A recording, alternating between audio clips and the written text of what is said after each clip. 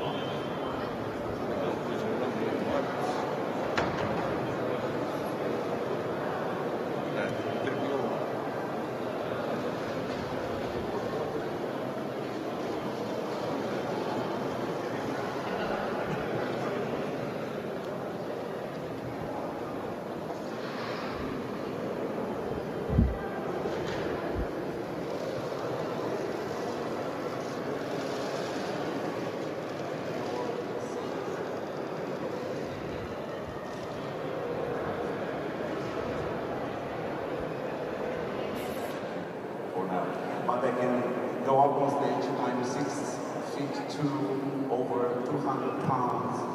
So please, take my advice. Take your seat in the hall. Thank you very much. Welcome. We'll start in a couple of minutes. Thank you, thank you. Take your seat.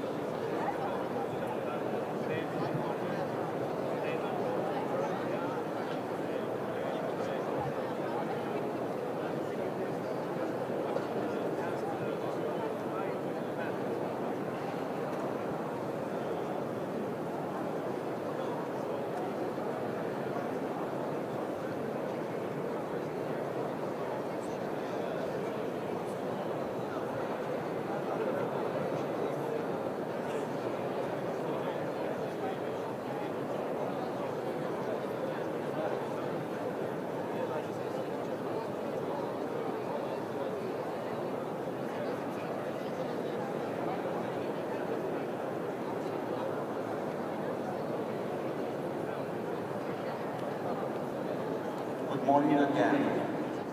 I see people, guests in the back of the hall. They are actually my colleagues. Hello. But maybe you can take a seat if you can. And also, fortunately, and it fills us with joy to see that we are so many people here gathered in Bucharest for the 3SI Business Forum. So the key message here is that there are no extra seats. Occupy every seat, even in between you. This is important because we are already 3 and probably will be 5 to 10 minutes late to our proposed schedule, and it's a pity because you have a lot of work to do today, and I don't want to be a hindrance in your job. So look, here there are some seats reserved. Will they be occupied? Only one. So there are some seats here. Yeah. When I took the job as a spokesperson of the government, I didn't realize I'll have to do this, but well, we all have to adapt. So thank you for your understanding.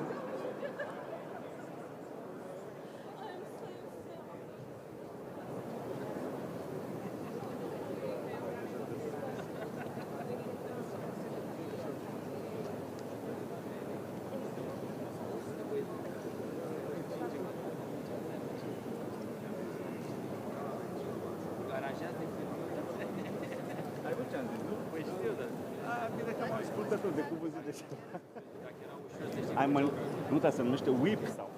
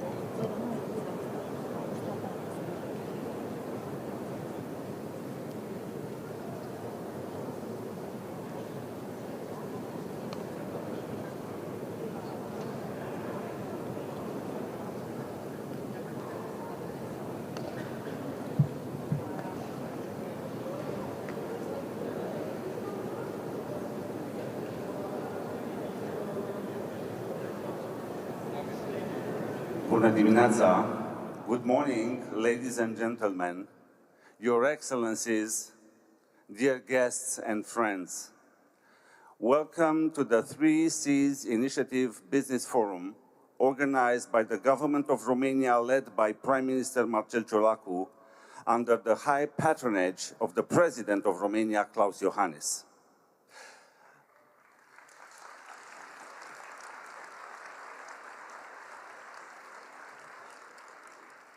The forum is obviously enjoying a real success because I see here more than 1,000 representatives of the business environment, political and government decision makers, and experts from more than 12 countries.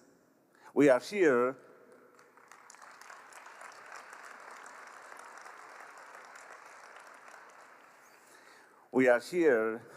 in the Union Hall of the Romanian Parliament Palace to mark together the opening session of this great forum. I would like to invite our host to say a short greeting. Ladies and gentlemen, the Prime Minister of Romania, His Excellency Marcel Ciolacu.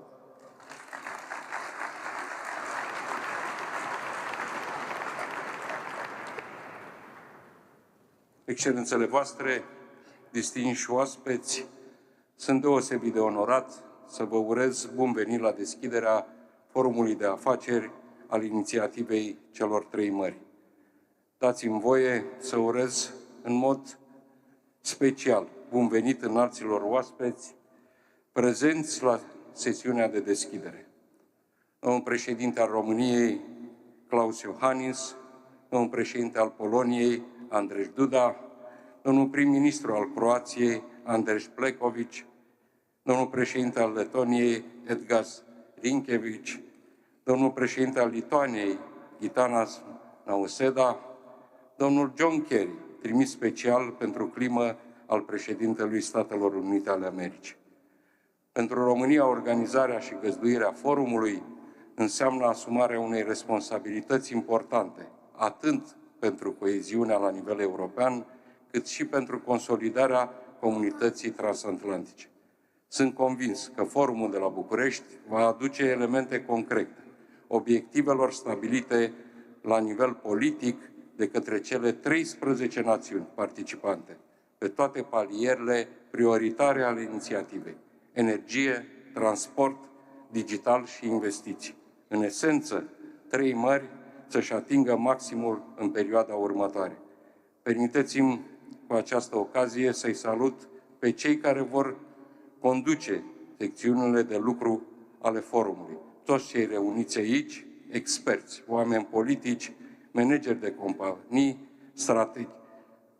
companii strategice, avem o responsabilitate importantă în articularea marilor proiecte fanion de care avem nevoie urgentă în perioada următoare. Este o onoare, în plus, să remarc că acest forum reunește aliați, parteneri europeni, transatlantici și mai ales prieteni. Așadar, declar deschise lucrările forumului. Vă urez dezbateri pline de substanță care vor aduce un follow-up susținut în perioada următoare, în beneficiul nostru comun. Și, evident, vă doresc să aveți o ședere cât mai plăcută în capitala României, București.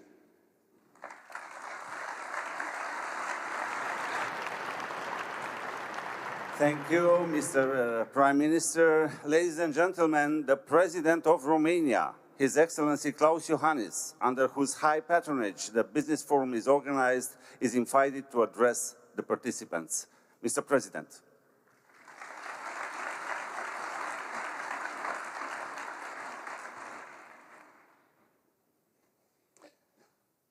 Domnilor președinți Duda, Nausėda și Rinkevičius, domnilor prim-ministri Ciolacu și Plenković, domnule reprezentant special al președintelui Statelor Unite pentru climă, John Kerry, doamnelor și domnilor miniștri, doamnelor și domnilor reprezentanți ai instituțiilor financiare internaționale, ai mediului de afaceri și ai societății civile, excelențe, distinși invitați. Organizarea acestei noi ediții a Forumului de Afaceri al Inițiativei celor Trei Mări, a cincea, după ediția inaugurală pe care am găzduit-o în 2018 la București, contribuie fără îndoială la realizarea obiectivului fundamental al inițiativei. Forumul va urmări astfel reducerea decalajelor între estul și vestul Europei și o mai mare coeziune, prosperitate și reziliență în Europa Centrală și de Est. Felicit Guvernul României pentru buna organizare a acestei ediții a forumului, căreia i-am acordat înaltul patronaj.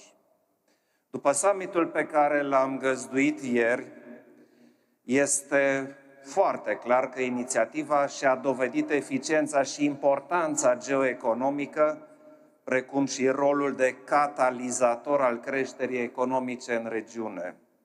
Ne aflăm acum la momentul maturizării, al fructificării oportunităților de investiții, inclusiv prin atragerea unor noi parteneri externi, a căror prezență astăzi la forum doresc să o salut. Am convingerea că actuala ediție a Forumului de Afaceri va completa deciziile substanțiale pe care le-am adoptat la summitul de ieri. Doamnelor și domnilor, una dintre lecțiile războiului de agresiune al Rusiei împotriva Ucrainei este că interdependența economică poate fi instrumentalizată periculos împotriva noastră.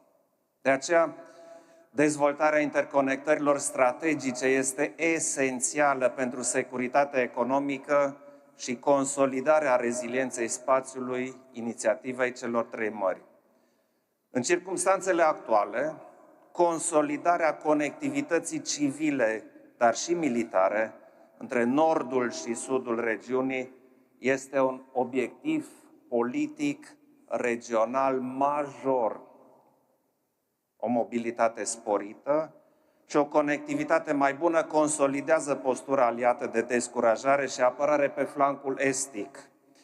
În contextul războiului împotriva Ucrainei, datorită poziției strategice a portului Constanța și a porturilor pe Dunăre, România s-a transformat în cel mai mare hub european de cereale.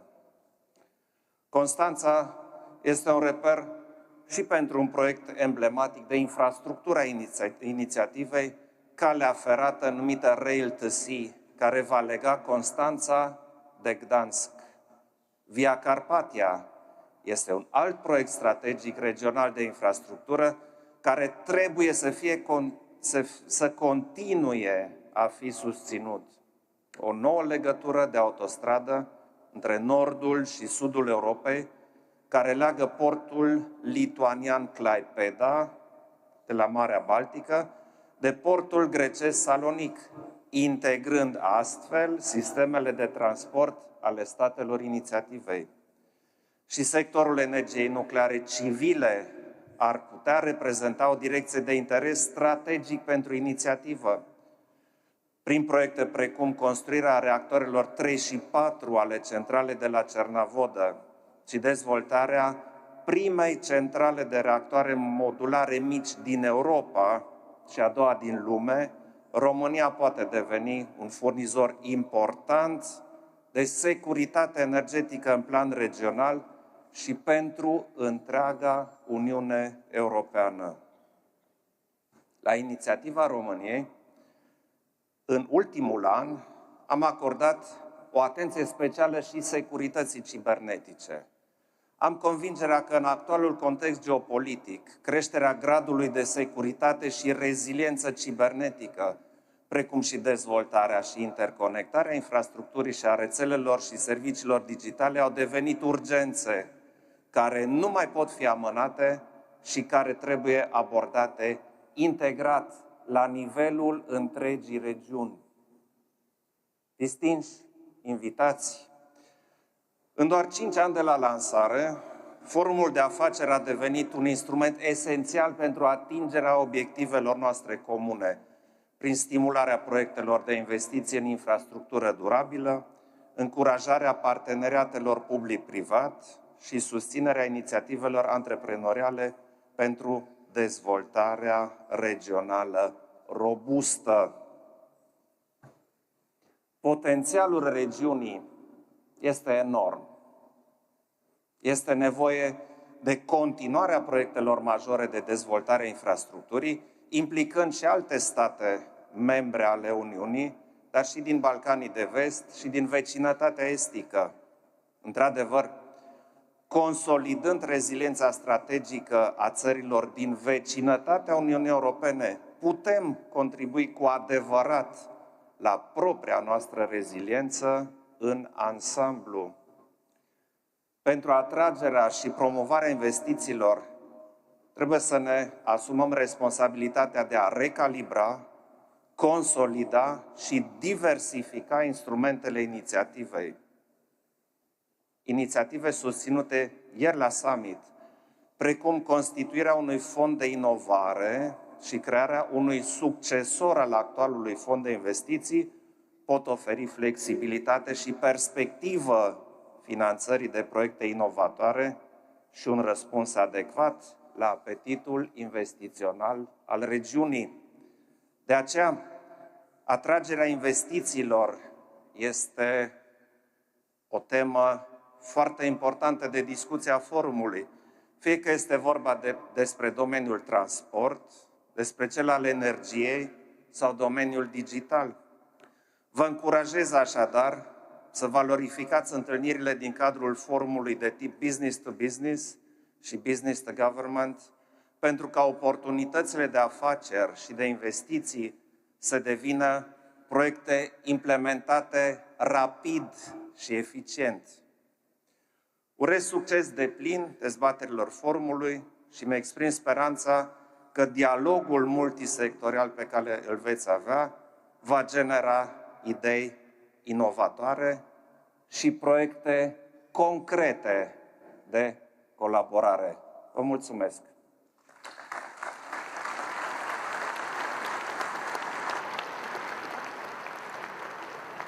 Thank you, Mr. President.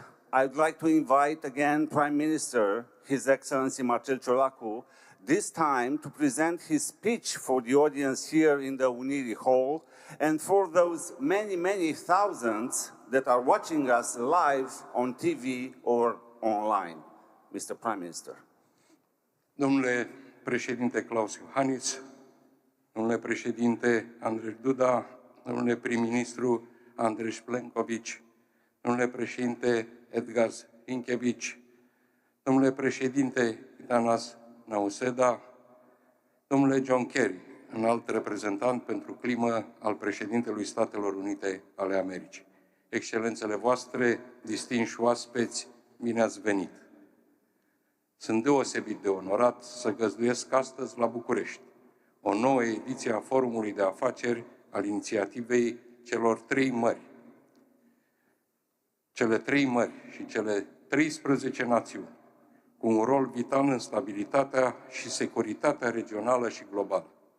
Un rol pe care nimeni nu cred că și-l putea imagina în urmă cu 8 ani de zile, atunci când în septembrie 2015, doamna președintă Chitaravici și domnul președinte Andrzej Duda propuneau adunării generale a ONU întărirea zonei Europei Centrale și de Est, prin înființarea unei platforme strategice a țărilor membre ale Uniunii Europene din Europa Centrală și de Est.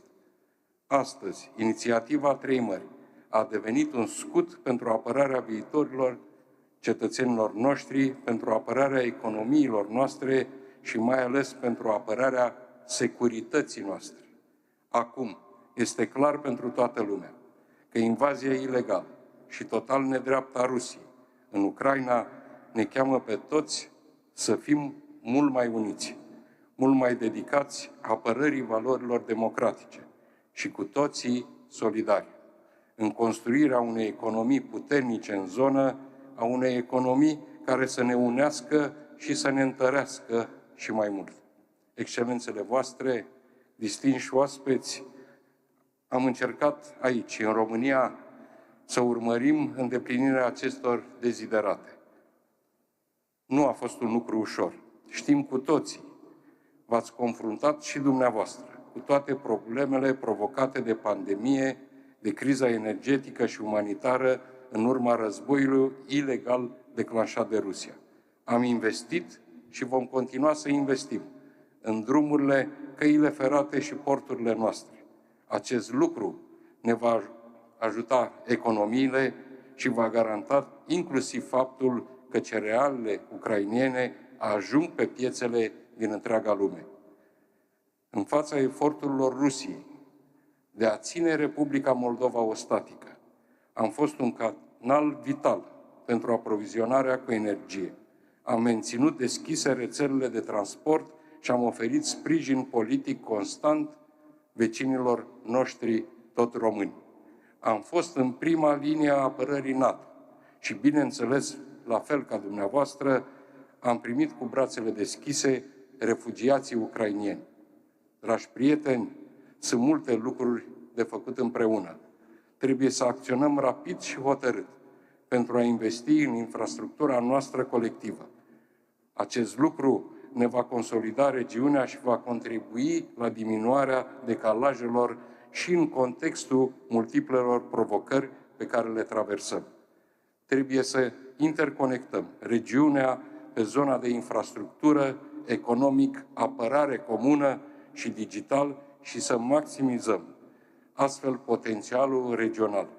Puterea economică este esențială pentru securitatea noastră și pentru construirea unei mari reziliențe regionale. În acest sens, vreau să evidențiez potențialul oferit de Dunăre și Marea Neagră. Pot fi pilonii centrali în dezvoltarea regiunii noastre. Vă invit să continuăm implementarea proiectelor în curs. Considerăm prioritare proiectele de infrastructură rutieră și feroviară, Via Carpatia și Rail to Sea, și să identificăm noi proiecte de anvergură menite să dezvolte regiunea. Stimați invitați, astăzi lupta se dă pentru a opri violența și opresiunea asupra vecinului nostru. Dar știm cu toții că în ceea ce privește viitorul, acesta trebuie să includă reconstrucția Ucrainei și extinderea Uniunii Europene, respectiv către Republica Moldova, Ucraina și Balcanii de Vest. Nu cred că este prea devreme să ne gândim la modul în care putem face acest lucru, începând cu rolul jucat de statele noastre în reconstrucția Ucrainei. Proiectul comun regional de viitor este să ne asigurăm că în această zonă a Europei suntem capabili să ne purtăm singuri de grijă, să ne dezvoltăm împreună în Uniunea Europeană, să ne consolidăm rolul în NATO, să trecem peste diferențe și să asigurăm pacea și stabilitatea regiunii. România este un factor de stabilitate regională și poate, împreună cu statele partenere din acest format, să contribuie nu doar la securitatea regiunii, ci și la dezvoltarea ei.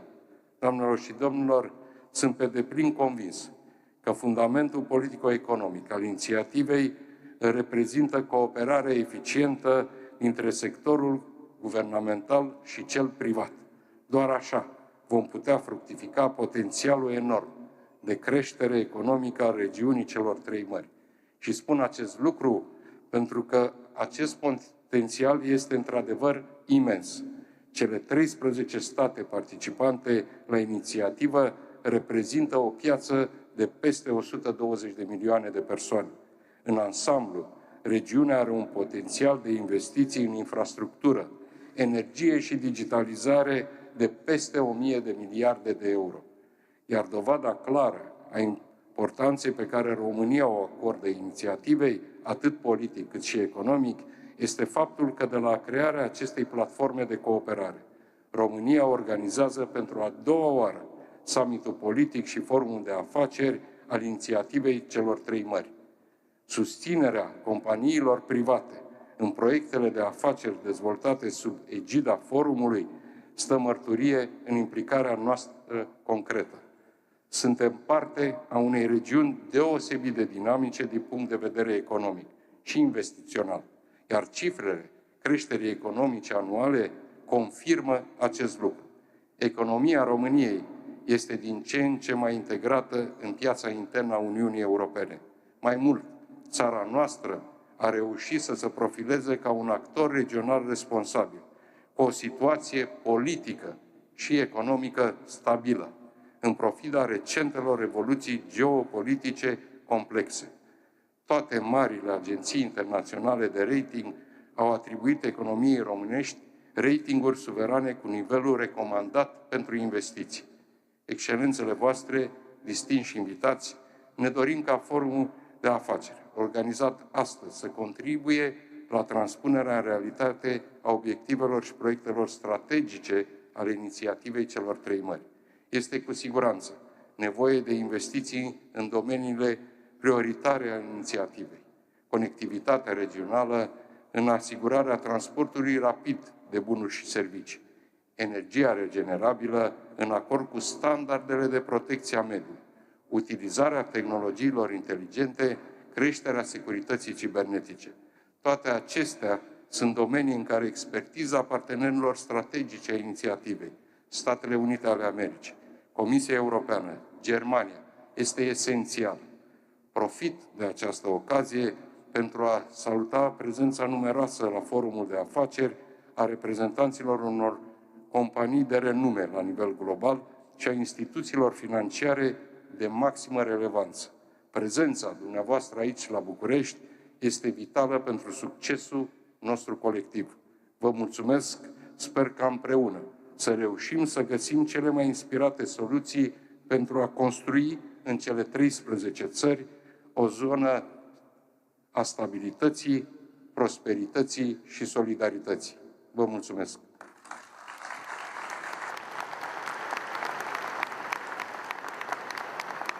Thank you, Mr. Prime Minister. It is also my honor to invite to address us the president of a country that co-initiated 3SI. Please welcome the president of Poland, His Excellency Andrzej Duda.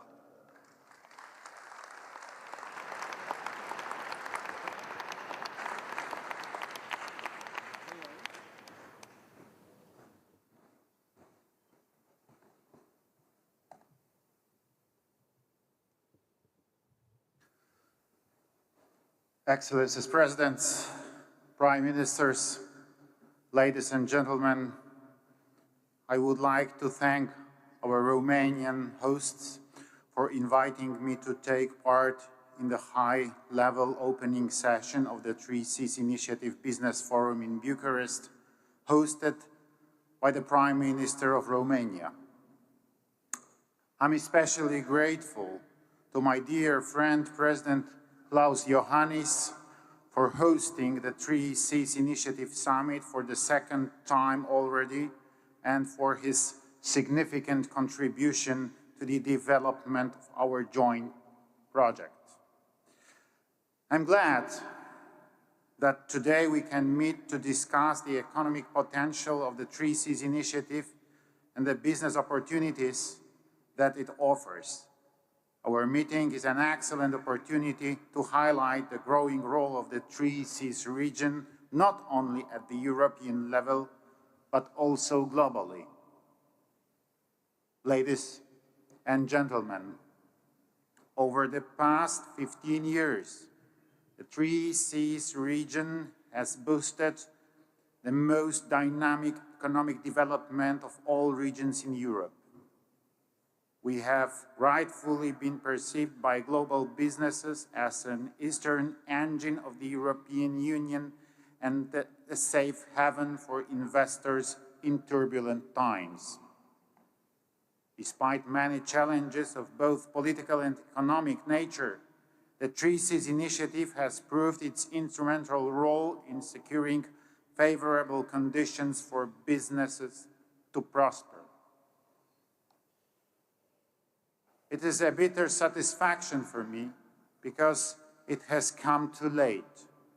But today, As we are able to see, our approach towards strengthening regional resilience is followed by other EU members. As President of the European Commission, Ursula von der Leyen said, "We would have listened to the voices inside our Union, in Poland, in the Baltics, and all across Central and Eastern Europe." Despite the war in Ukraine, right across the border, we continue to offer investors fair rates of return on their assets, highly qualified labor force, and stability resulting from our membership in NATO and the European Union. Dear friends, since its creation in 2015, the initiative has paid special attention to regional security and diversification of supply sources. Thanks to the development of common projects such as cross-border gas interconnectors, the Baltic Pipe, and LNG terminals, we've been able to survive the energy crisis caused by Russia. Speaking about energy, I have to mention the green transition and the development of renewable energy sources. The construction of offshore wind farms at the Baltic Sea opens new possibilities of cooperation, notably between Poland and the Baltic states. Undoubtedly, there is a huge potential in our region to develop a strong hydrogen economy. That is the reason that this year, Polish company Orlen has submitted a brand new Trei Seas priority project aimed at the production of green hydrogen at its refinery complex in Lithuania.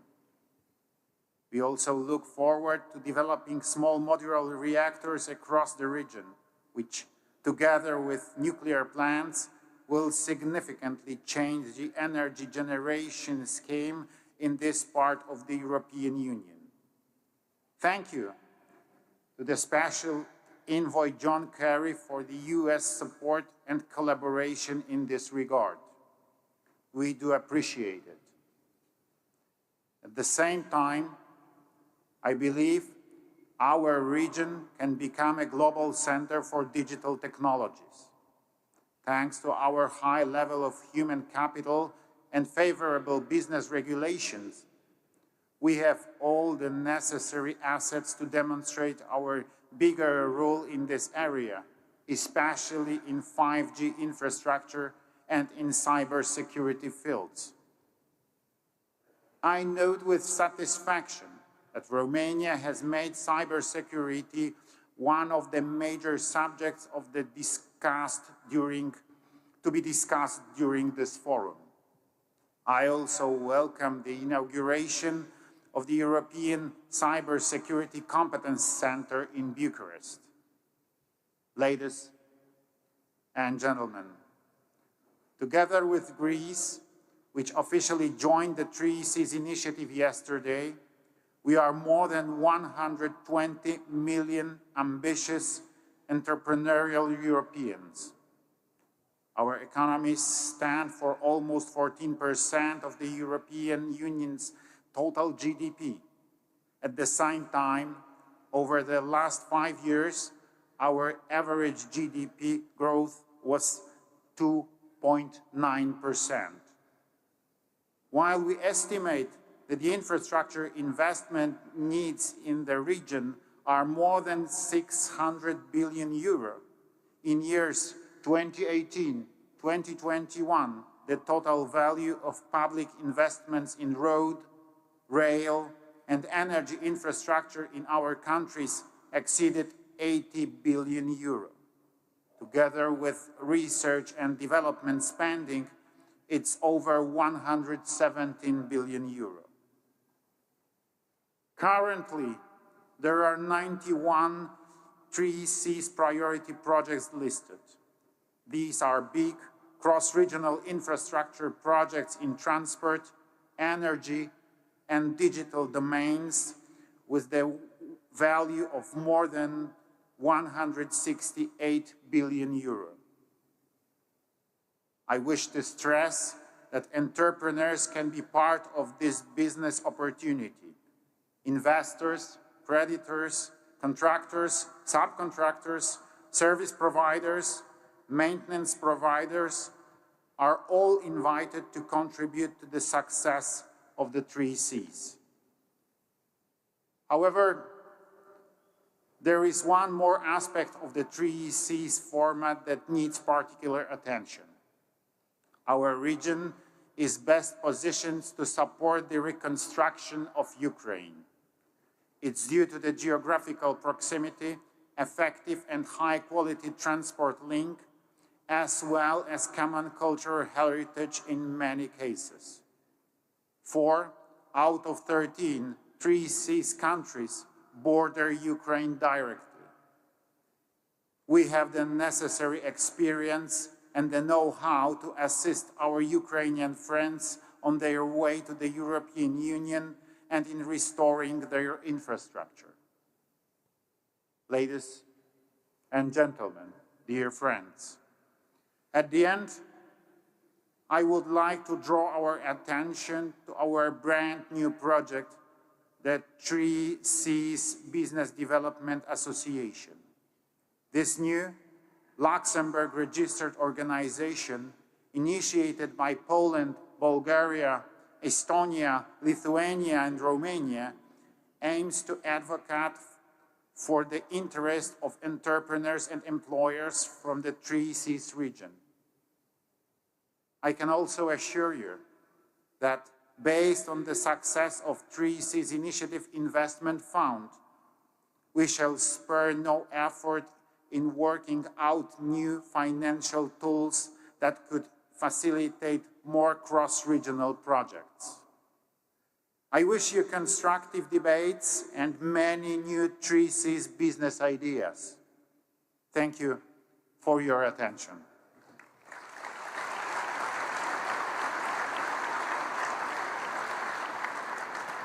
Thank you, Mr. President. Croatia is another country that initiated 3SI. I welcome and invite His Excellency Andrej Plenković, Prime Minister of Croatia, to take the floor.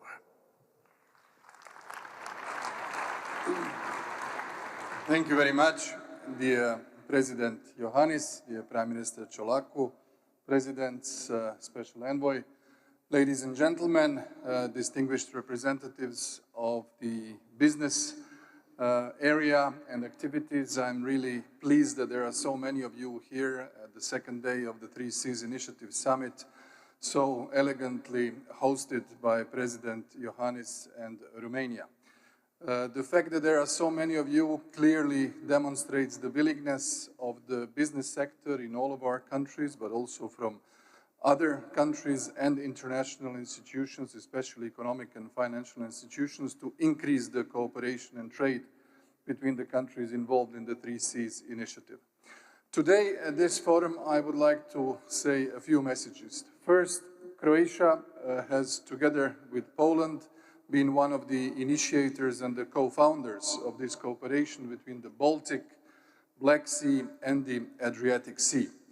At the moment when this cooperation started, we could not anticipate what was happening over the last year and a half due to the brutal and illegal Russia's aggression against Ukraine. And therefore, it is important to contextualize our cooperation with the tectonic changes that have occurred at the European continent, tectonic changes for the basic values and principles that we all stand for the basic norms of international law and the cooperative system of global governance. The world has changed, let alone the big processes that the climate change is putting on all of us in terms of our responsibility and the actions that need to be taken. The Russia's aggression against Ukraine has impacted our cooperation. We have heard over the past 2 days how much the economic and transport and energy flows have been altered over the last 18 months. And the important point is it seems that they have not been altered temporarily, they seem to have been altered structurally. And that requires adaptation. Adaptation of states, adaptation of businesses, adaptation of companies, and all of our trade. Croatia, out of the total of our trade, has 1/3 of our trade with the member states of the 3Cs initiative. This, of course, in turn means the huge importance for our economic operators, and I welcome also especially the participants that came from my country to this business forum. The energy cooperation, transport cooperation, and digital cooperation have been outlined as the key areas where we should improve mutual connectivity, increase trade flows, and increase mutual benefits. The concept of 3Cs initiative is seen as a project or as an initiative that will help the businesses to increase their profits and to increase their trade. What we need to do as well is to strengthen the role of all of our countries within the European Union, and I think now that Greece has joined yesterday, makes our case stronger, makes the group of these countries more influential in order to articulate the financing of the projects in this part of Europe. And I think this is happening, because this is happening also in the context of the times when we are using the available extra funds at the European Union level. The usual multi-annual financial frameworks are not enough. We provided a huge answer to the big problem that is the EU Next Generation to fight the consequences of the COVID-19 pandemic. And now, together with the Repower Europe, we are actually increasing the investments in the energy and transport infrastructure across the continent. Parts of these projects are also being implemented within the 3Cs initiative. I think it is particularly important that here we witness the strong commitment and involvement of the United States of America, which makes this initiative even with a transatlantic dimension. I would like to reiterate Croatia's strong support for Ukraine. The expression of our solidarity has been demonstrated over the past year and a half, not only in terms of political declaration, humanitarian efforts, technical support, but it has been also articulated through concrete assistance in Ukraine's fight for freedom. And I think it is important that we keep the unity of the key European and international actors, that we keep supporting the economic and financial flow of Ukraine, and also endure the internal pressures that are coming within our societies due to the consequences on the economic and social situation.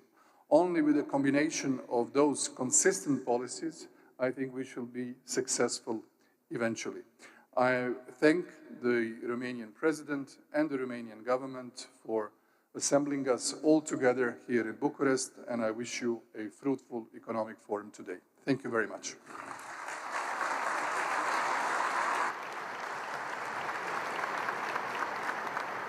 Thank you, Mr. Prime Minister. I think you all remember that last year's edition of the 3C Summit and Business Forum was hosted by Latvia. And of course, this year, the President of Latvia, His Excellency Edgars Rinkēvičs, honors us with his presence. Mr. President, please.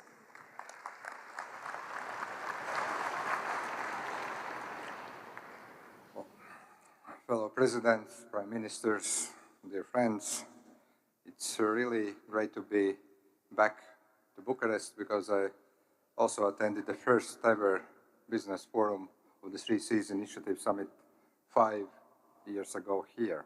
And I'm very happy to see that actually the number of participants has grown considerably.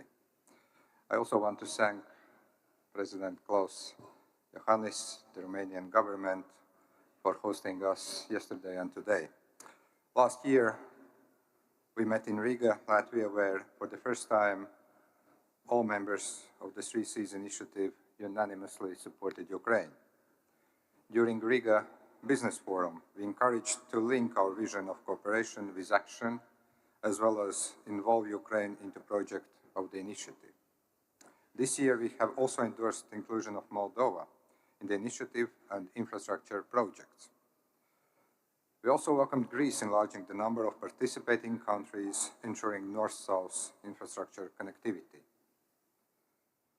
Regrettably, the war has persisted, and this year we stand united in the same commitment to Ukraine. The geopolitical situation has further underscored the vital importance of sustainable connectivity, development, and resilience in our region. Our active collaboration within our region can directly assist in addressing global challenges. Latvian entrepreneurs are ready to be involved in the strengthening of EU solidarity lines with alternative routes like the Baltic route. Security and resilience in our region are and must remain priorities. I see the economic development of the region as an integral component of our defense strategy as well. First step is to find our region in its unique specialization with which we can have a share in global exports. The more integrated we become in global supply chains, the greater the interest is to ensure the region's security. Second step is search for overlaps. The investment we do should be approached with dual use in mind, serving both civilian and military needs. In this way, we ensure that the region's economy functions as both our fortress and pillar of prosperity. We should acknowledge results of this year. 5 projects have received investments and 2 are set to be approved soon. However, the needs are vast and the presence of robust financial instruments play a vital and pivotal role. We highly value the support of our strategic partners. The announcement by the US DFC investment in Riga last year serves as encouragement. Economic growth cannot happen in isolation. It necessitates strong regional cooperation. Collectively, as a region, we represent a significant player with larger market and significant capacity for the European Union's cohesion. With the help of the initiative, Latvia is advancing on its projects. Rail Baltic infrastructure plays a special role in connectivity development, including also a component of a military mobility. The digital frontier is advancing within the rollout of an extensive cross-border optical fiber network and the establishment of a regional data center platform. This will ensure that Latvia and the region are primed for the future of digital connectivity. Russia's war against Ukraine has led many in the West to realize that our stance had been accurate all along. Historically, and even now, we have consistently borne the greatest costs. This moment serves as a catalyst for us to amplify our efforts, emphasizing our role in contributing to both political and economic policies globally and in the European Union. Only as a region we can reaffirm this stance and create a lasting impact on the global stage. Thank you very much.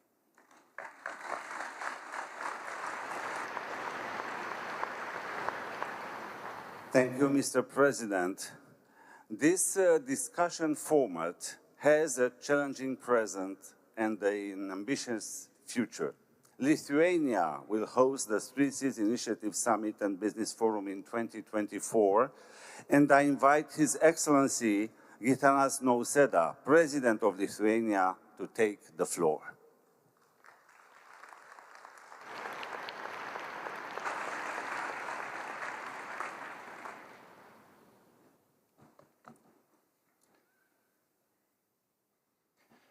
Excellencies, Presidents, dear Prime Ministers, ladies and gentlemen, dear friends.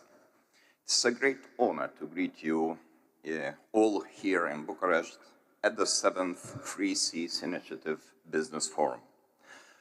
Our meeting today is largely shaped by Russia's war against Ukraine.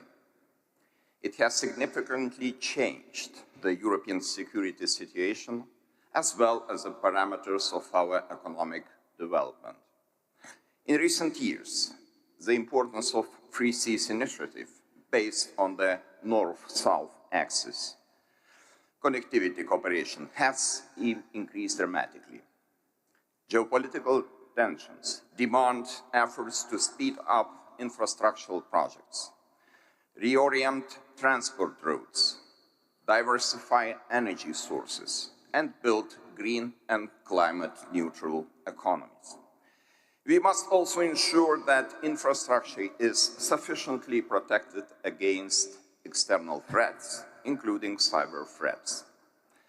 Before our eyes, the Free Seas Initiative is growing bigger and stronger. As recently as last year, Ukraine became an associated participating state. Yesterday, the Free Seas Initiative was also joined by Greece and Moldova. Every country comes into our family with unique experience and unique capabilities. For us, Lithuanians, one of the most important lessons is the value of energy security. For some time after regaining political independence, Lithuania had suffered from Russia's energy blackmail. The situation changed when we succeeded in building our own LNG terminal. It helped Lithuania to become a regional hub, able not only to supply the Baltic region, but also to reach out to Ukraine if needed.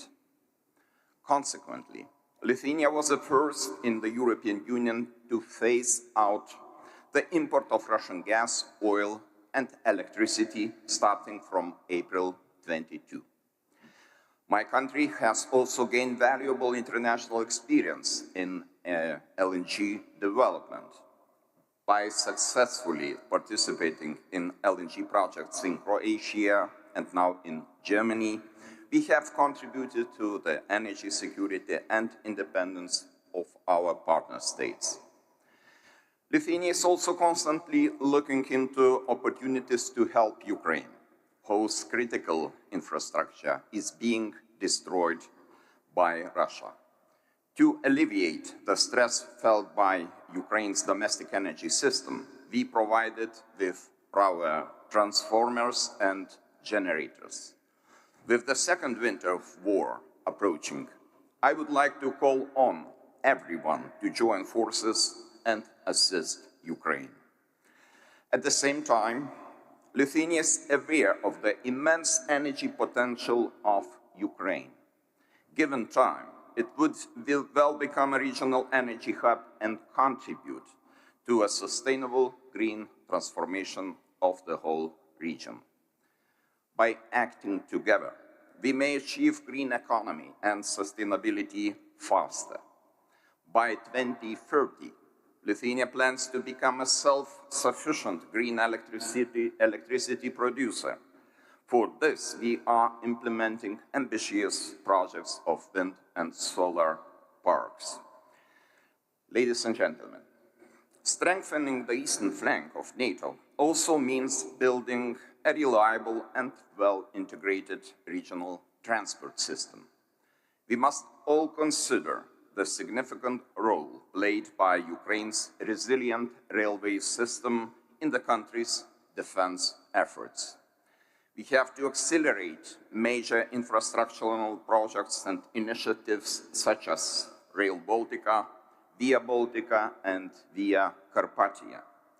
These transportation arteries would ensure that supplies and reinforcements from the allies reach NATO's eastern flank, the Free Seas region.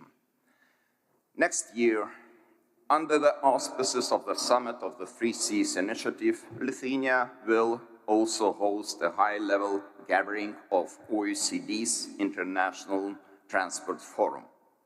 It will focus on green transport, digitalization, urban mobility, and rebuilding Ukraine's infrastructure. In its presidency, the role of the International Transport Forum Lithuania spares no efforts to help Ukraine.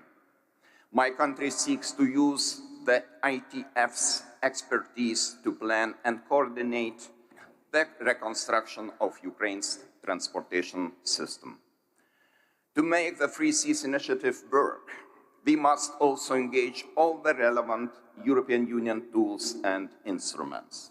The goal is crystal clear: to reach greater convergence, integration within the European Union, and connectivity. We would also benefit if financial institutions with strong investment potential from the US, Germany, Japan, South Korea, Canada, United Kingdom, or Australia could contribute more to the Free Seas region. Synergies should be sought between the Free Seas Initiative and such global connectivity initiatives as the EU's Global Gateway and the G7 Plan for Global Infrastructure Investment. We should also seek to create priority lanes to Ukraine's grain to the seaports in the Baltic states. Klaipėda's port alone could handle up to 10, 15, in the best case, tons of Ukrainian grain annually. In the long run, we should also aim to extend the European Gauge Railway to Ukraine and also within Ukraine. Building infrastructure always means new opportunities. Lithuania strongly believes in the innovation potential of the Free Seas Initiative. We encourage private initiatives as well as public-private partnerships. Therefore, I am glad to invite you all to the Vilnius Free Seas Summit next April. Let's turn our ideas into action and invest in our shared future. Thank you.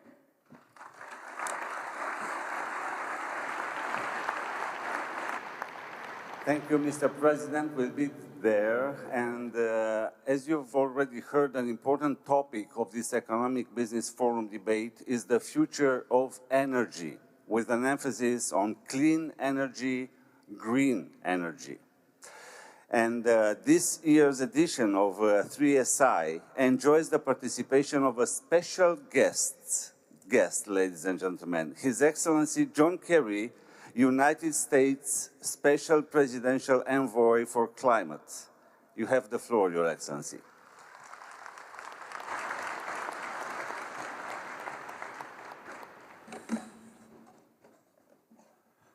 Thank you very much. Mr. President, Johannes, thank you for your leadership.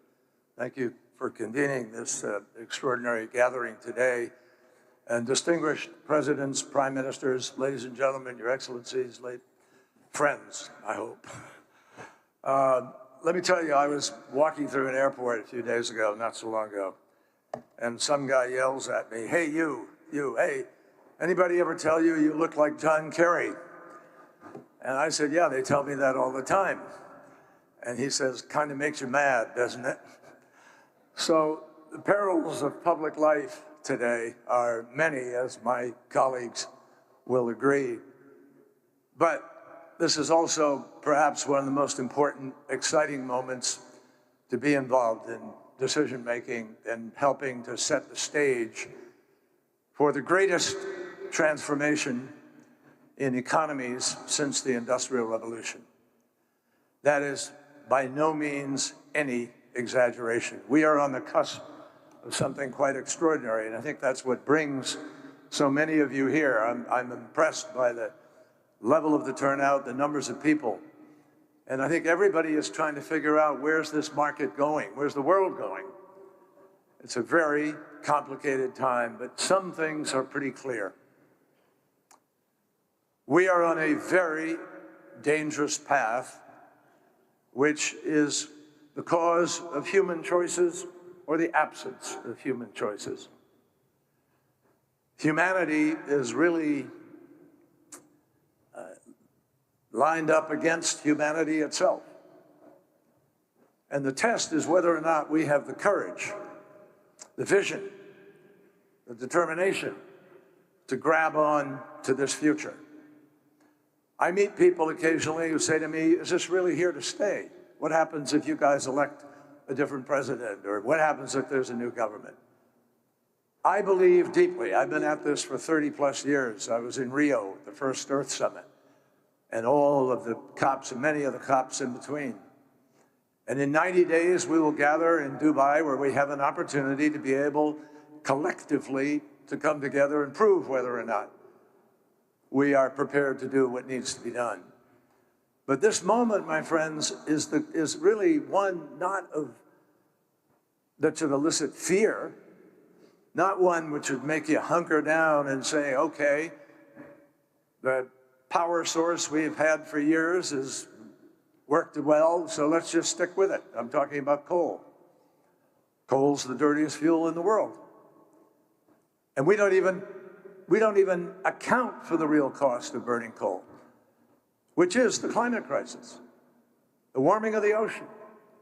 It's because of the particulates that fall with the rain, go into the ocean, change the acidity, changes life forever on this planet, which is what we're seeing today. And we have this moment of time, unique, where we're looking at this incredible dark, foreboding set of possibilities. Read the science, because that's what this is about. Mathematics, physics, which tells us what is happening. And here's what's scary about it. The major scientists of the world have been warning us of this for years, at least 35 years. And everything is happening now faster and bigger than they predicted. The warming, the melting, the fires, the mudslides, an ocean that was 102 degrees Fahrenheit off Florida a few days ago. Just this morning I woke up, television. Once again, hottest year in history, hottest summer in history. So when are we humans going to make the decision to do what we're able to do? And I'm here because of that, and I thank President Johannes for his invitation. The United States, President Biden, is deeply committed to this transition. We do not view this transition as something to fear. We view it as a moment to seize and a great opportunity. 2 years ago, the fastest growing job in the United States of America, and our economy is moving, was wind turbine technician. Third fastest growing job, solar panel installer. Now here's what's clear. We have to either capture emissions and do something with them that's smart, or we have to not make those emissions in the first place.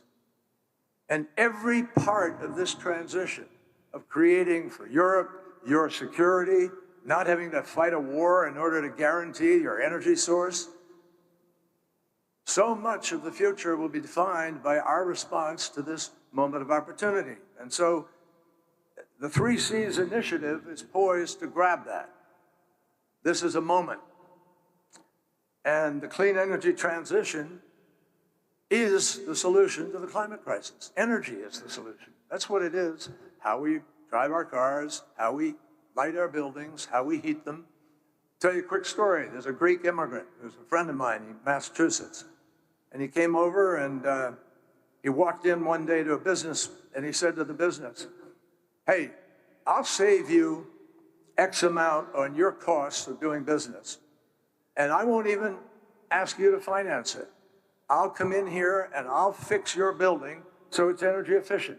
And all you have to do is sign a contract here that says, I get X percentage of all of your savings going forward for the following number of years. He's now a multimillionaire. He's helped redo buildings in Washington and elsewhere because buildings are an incredible source of emissions. That's an opportunity. That's imagination. That's what business is about. And we are on the brink here, I think. If you look at what's happening with electric vehicles, we're geared up to try to make sure that we have a complete revolution and transition in electric vehicles by 2035. Our goal is 100% of the vehicles sold will be electric. Now, do you think Ford Motor Company, General Motors, have retooled their factories to the tune of billions? So is Volkswagen and Mercedes and BMW and other makers in the world. And you see what China's doing. You think some politician is going to come in and turn that around? No way. because they're making money, too much of it. And that's what's going to happen in every aspect of this revolution. And the spoils will go to the people who move fast enough. So everything that's been talked about by each of the presidents and prime ministers, better connectivity, attracting investment, catalyzing innovation, all of this can be the outcome of energy transition, which will provide prosperity for Central and Eastern Europe. And this transition, my friends, is coming, no matter what. Now, not one CEO, major companies, we've started something called the First Movers Coalition.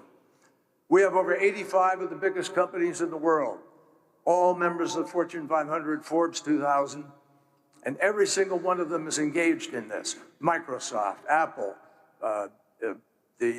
Google, Salesforce, FedEx, you name the big companies. And they're all invested in this. And they're buying X amount of green products, even though they're paying a green premium, because they want to send a market demand signal in order to excite the transition. You think any one of them is going to go back? No. So, my friends, that's why we're leaning into new technologies. That's what the Inflation Reduction Act is all about. And we've seen an explosion in our country of new battery companies, new storage companies, new hydrogen electrolyzer manufacturers. I mean, all the things that are part of this revolution mean people work. And if you have to build a new grid, you're going to have heavy equipment operators, electricians, plumbers, designers, architects. Everybody's going to go to work to affect this transition. So we're leaning into it. Yesterday, I had the pleasure of visiting the University Politecnica, which now hosts a small modular nuclear reactor control room simulator.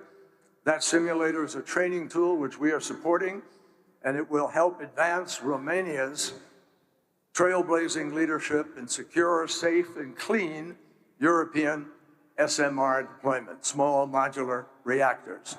Now, some people may say, nuclear, oh my gosh. Well, guess what? I was in the Navy. I worked with nuclear ships. We have about 160 nuclear ships. We have 200 micro-nuclear reactors. We have never lost one sailor. We've never had a spill. We've never had an accident. And now we have a new generation. Bill Gates is helping the government to build one in Wyoming. We're not saying you build it, we're building it. And we're doing it also in Idaho, which is using the exact same NuScale technology that you are using here in Romania. So this is the future. President Poland, President Duda, we're working with them on a Westinghouse transition. Clean energy, my friends, and a reduction in the threat of the climate crisis.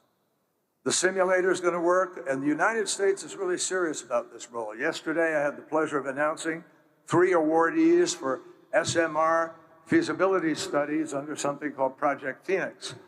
So for Czechia, for Poland, Slovakia, we launched this program at COP27. We're going to provide support for coal to SMR feasibility studies in order to help people embark on their own SMR transitions. And we are serious about the role that nuclear energy can play in this transition. In fact, ask any scientist, take any of the models, and there are many of them, on where we're heading, and they will all inform you, underscore, that we can't achieve net zero 2050 without some nuclear component in our mix. We also can't achieve the ultimate victory unless, which is once you get to net zero, we have to suck 1.6 trillion tons of carbon dioxide out of the atmosphere, or the damage continues. This is a huge human challenge, but it's one we're up to. That's the greatest thing we've proven about humans. We have this power of ingenuity, entrepreneurship, capacity for change. I am more excited now about what I am seeing happening than I've been at any time in this journey, because money is moving. The UN report says we need about $4.5 trillion a year for the next 30 years to win the battle. What's winning the battle? Winning the battle is trying to keep the Earth's temperature rise to 1.5 degrees limit. That's our goal. But I see us now with a growth exponentially in people's engagement. And every one of you here today, frankly, is testimony to that reality. I want to announce one quick thing and then I'll get off the stage. It's a new program which we want to help advance clean energy transition in Europe. It's a one-stop shopping initiative that will provide eligible Eurasian countries interested in deploying SMRs with a broad range of tools to be able to impact their choice. And among the many benefits, this program is going to support the establishment of SMR simulators, like the one here in Bucharest. And the program is going to help ensure that we uphold the highest safety standards, share global information, and win the battle. I am convinced that concerns that have existed about meltdown, safety, about proliferation, about waste, are addressed in the ingenuity of the new technologies which is represented here. So my friends, my job as climate envoy is to leverage American resources, technology, and political capital to work together with all of you to meet the goal that I defined. And in doing so, we have the ability to scale up, speed up this transition. We actually can win this battle. But this next year or two, and this meeting in Dubai will be critical to our ability to be able to do that. You can make a great step forward here in the next hours and days. We look forward to working with you. Thank you very much.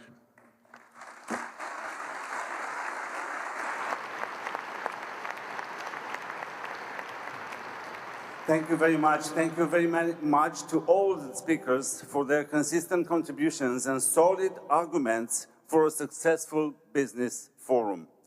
We conclude here this plenary opening session, but we all have ahead of us a full working day on the 4 pillars of the forum, namely energy, transportation, digitalization, and investments.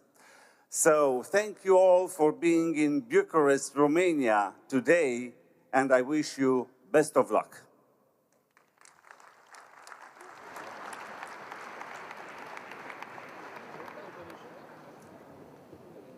I wanted to get off live TV. We have a coffee break now before we work, so enjoy it.